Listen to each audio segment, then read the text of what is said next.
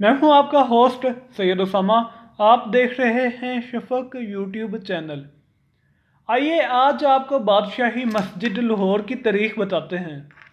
ویسے تو اس بلند و بالا عمارت اور شایان شان مسجد کے بارے میں بہت کچھ لکھا جا چکا ہے، مگر آج کی گفتگو نہ صرف منفرد بلکہ تاریخ کے اوراق سے حاصل شدہ ایک شاندار تحقیق بھی ہے، جسے سن کر امید کیا جا سکتا ہے کہ یہ حقیقت ایک اعلیٰ نمونہ ہے۔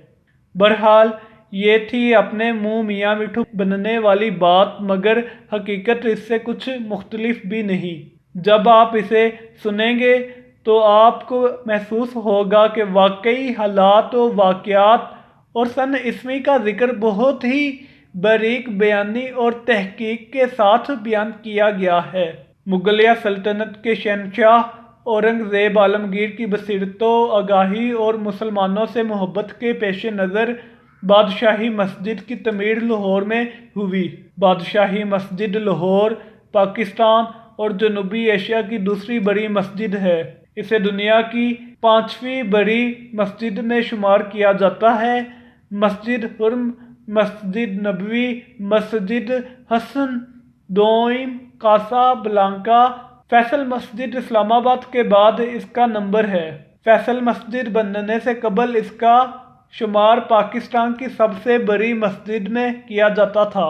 اس میں 10,000 نمازی اندر اور 10,000 صحن میں نماز پڑھ سکتے ہیں۔ یہ 1673 سے 1986 تک دنیا کی سب سے بڑی مسجد رہی۔ اس کا صحن دنیا کی مسجدوں میں سب سے بڑا صحن ہے۔ اس کے مینار تاج محل کے میناروں سے 13 فٹ 9 انچ زیادہ اونچے ہیں۔ مسجد کا صحن 2,78,784 مربع فٹ وسیع ہے، جس میں تاج محل کا پورا پلیٹ فارم سما سکتا ہے۔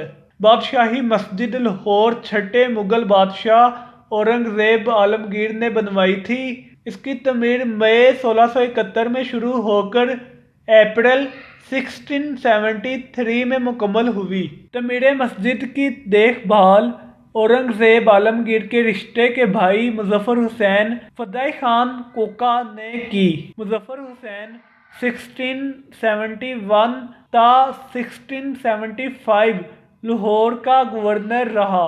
مسجد کو اورنگزیب عالمگیر کے حکم پر قلعہ لاہور کے بالکل سامنے بنایا گیا تاکہ بادشاہ کو آنے جانے میں آسانی رہے۔ اس بات کے لیے قلعہ میں ایک دروازہ مزید بنایا گیا جو عالمگیری دروازے کے نام سے منسوب ہے۔ مہاراجہ رنجیت سنگھ کے زمانے میں اس مسجد کا بڑا غلط استعمال ہوا۔ پوری مسجد کو گھوڑوں کا اسٹبل اور اسلحہ خانہ بنا دیا گیا۔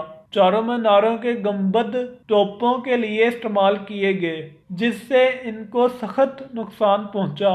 انگریزوں نے جب سکھوں کو شکست دی تو مسجد کے استعمال کو بھی بحال کیا، اسٹبل اور اسلحہ خانہ قلعہ میں منتقل کیا، مگر مسلمانوں سے ان کو خدشات لاحق تھے، اس لیے مسجد کی ایک بڑی دیوار منہدم کر دی تاکہ مسلمان مسجد کو قلعہ کے طور پر استعمال نہ کر سکیں۔ عیسوی کے بعد مسجد کی مرمت کا کام شروع ہوا۔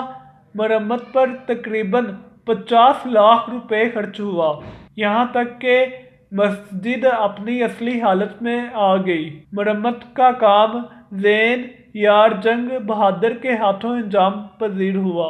بادشاہی مسجد آج بھی مغلوں کی عظمت کی گواہی اور جاہ و جلال کی تصویر ہے۔